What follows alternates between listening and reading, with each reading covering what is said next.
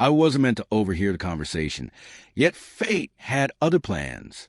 It was supposed to be just another uneventful evening in my in-laws' house.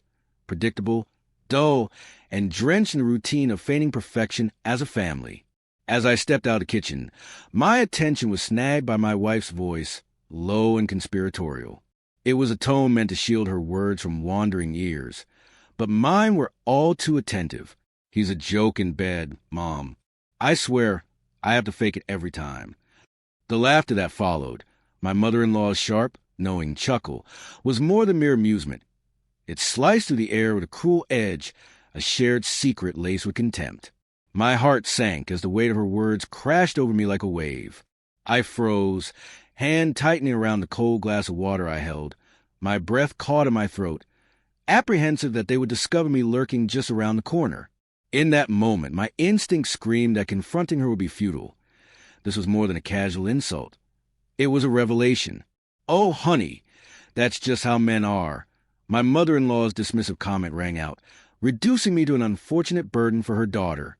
"At least he's good for other things, right?" Another wave of laughter followed, and I felt a rising tide of disgust.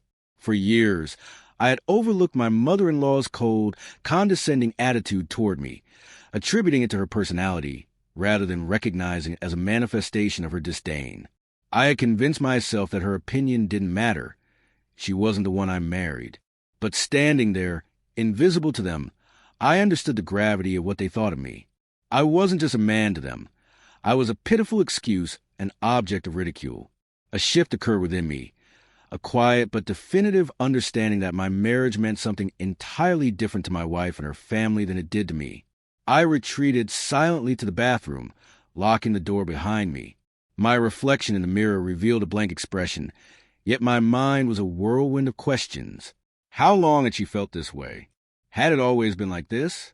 I replayed moments from our marriage, comments I had dismissed, the night she had turned away without a word, the impatience in her demeanor, the eye rolls during our intimate moments.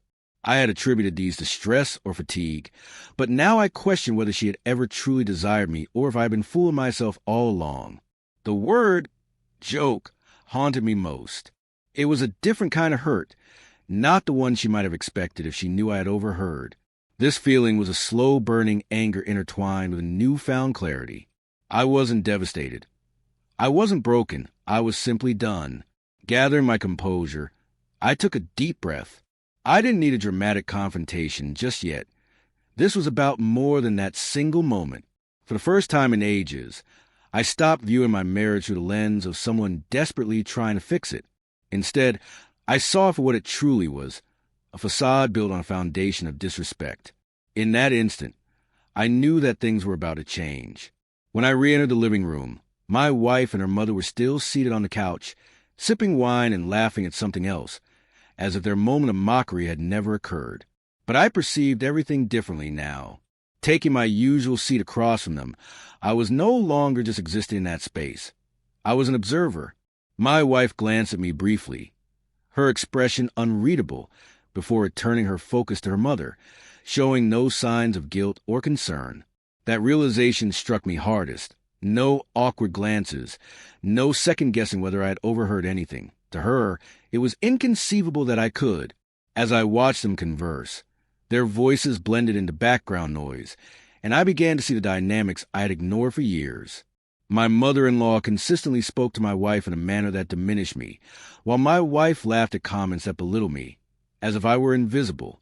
A profound stillness settled within me, a quiet realization that ran deep. She had never respected me. The ride home was silent. My wife scrolled through her phone, occasionally laughing at something on her screen, completely indifferent to the man beside her. For the first time, I recognized that silence for what it truly was. Not comfort, not familiarity, but indifference.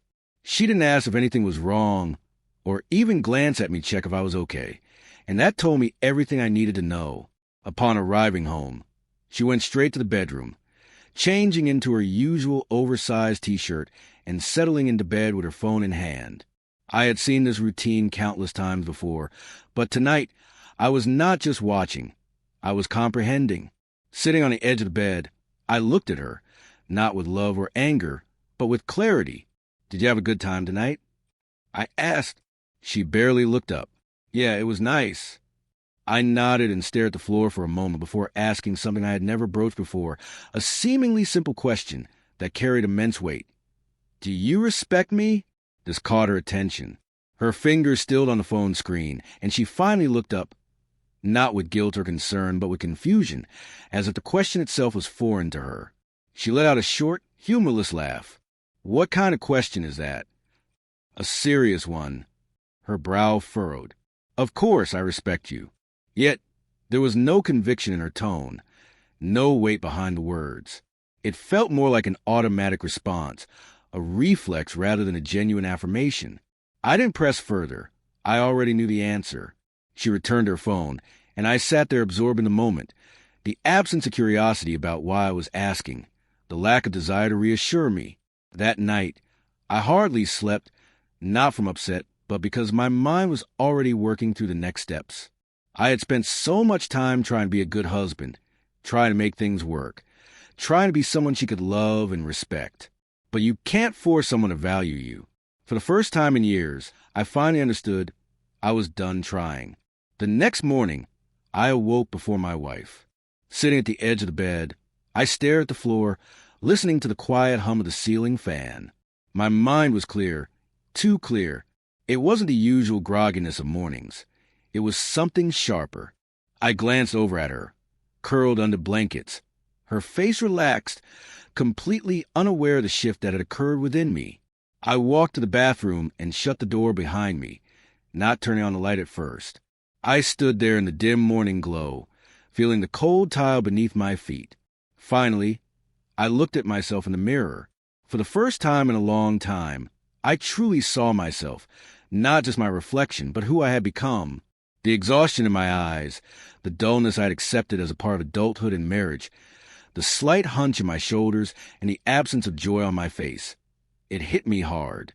This wasn't who I used to be. I used to have confidence. I used to matter, at least to myself. When had that changed? Leaning against the sink, gripping the edges tightly, my mind replayed things I had buried long ago. My wife's final say on every decision, the way she rolled her eyes when I spoke of my interests, the gradual silence that enveloped my passions because I knew she didn't care. I had convinced myself that this was normal, that love meant compromise. But this wasn't compromise. It was erasure. Staring hard at my reflection, I felt anger, not at her, but at myself for allowing it to go this far. The realization that I didn't respect myself hit harder than anything else. Letting out a slow breath, I gripped the sink tighter. This wasn't just about her or a marriage that had lost its foundation. It was about who I had become and who I wanted to be. I would no longer live in a reality where I had to beg for basic dignity. No, not anymore. Turning on the faucet, I splashed cold water on my face, grounding myself.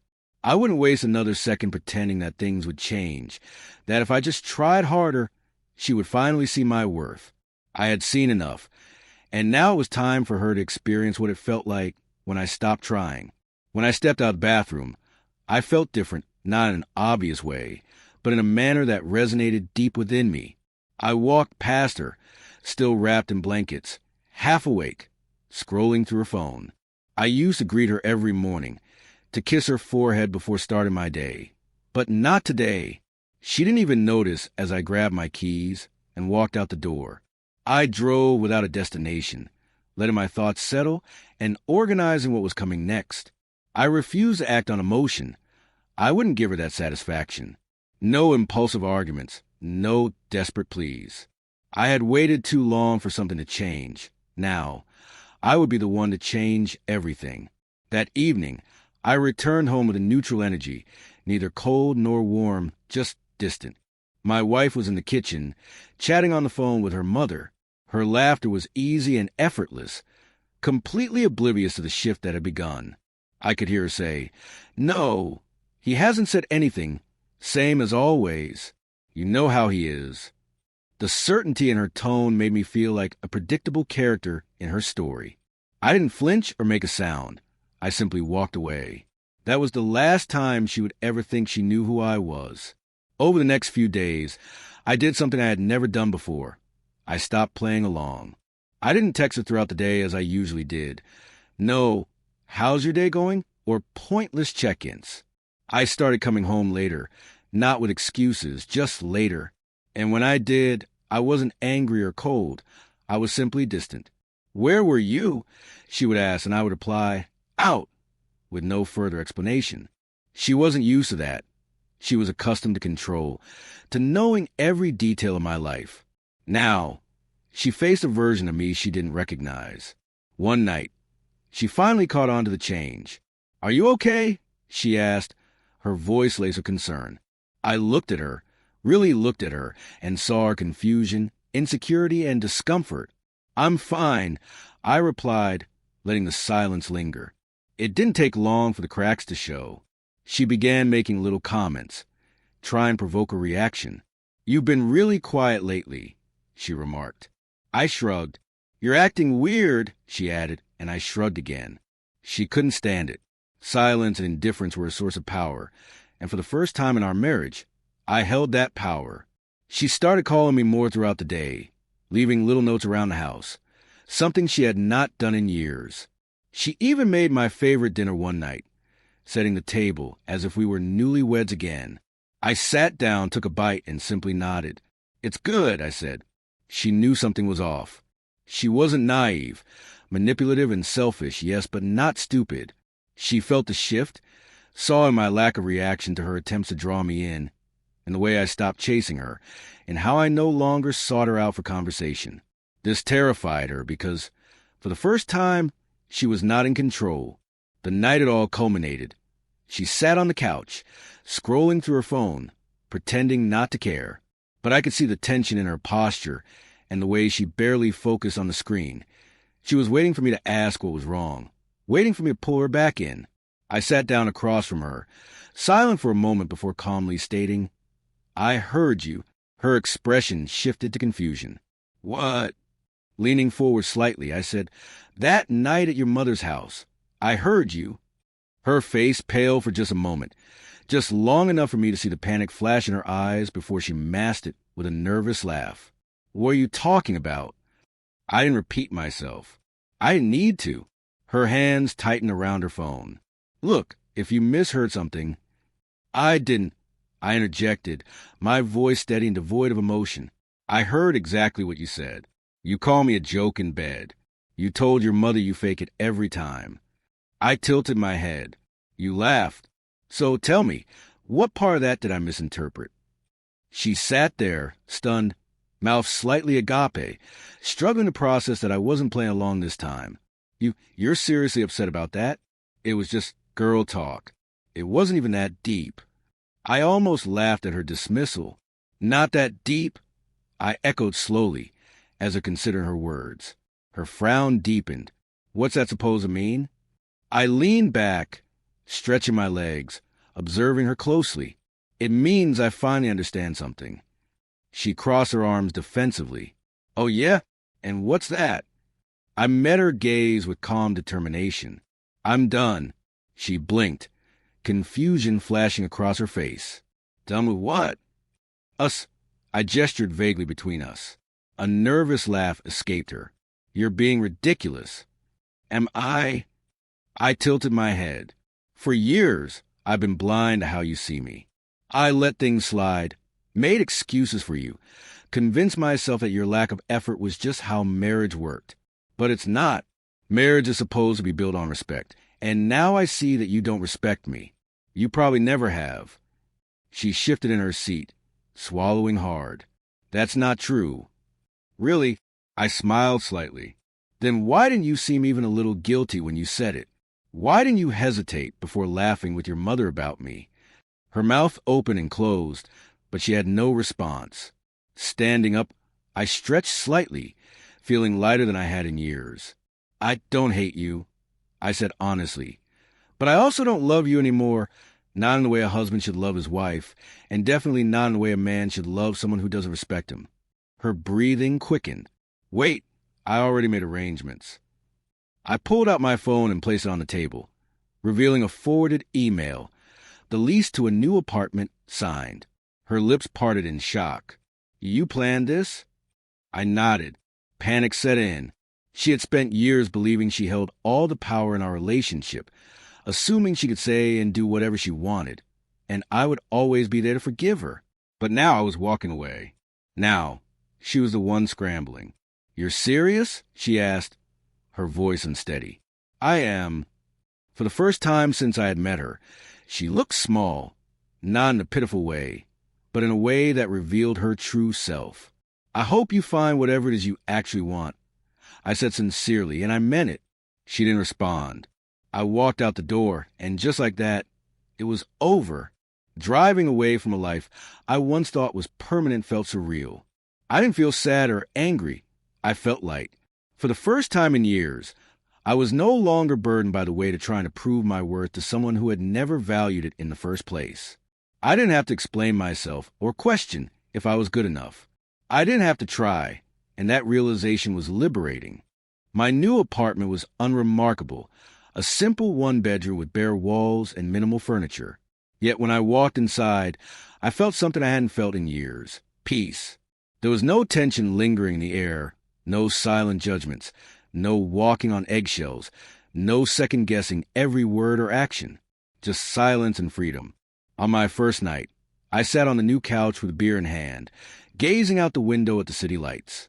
I reflected on everything: the time wasted, the years spent diminishing myself to fit into a life that was never meant for me. And then I stopped thinking, because the past no longer mattered. What mattered was what came next. The funny thing about letting go is that once you do, you realize how easy it actually is. You cling to something because you think you need it, convincing yourself that without it, you'll fall apart. But then you let go, and you don't fall apart. You breathe, you move forward, and you never look back. And so, our story has come to an end.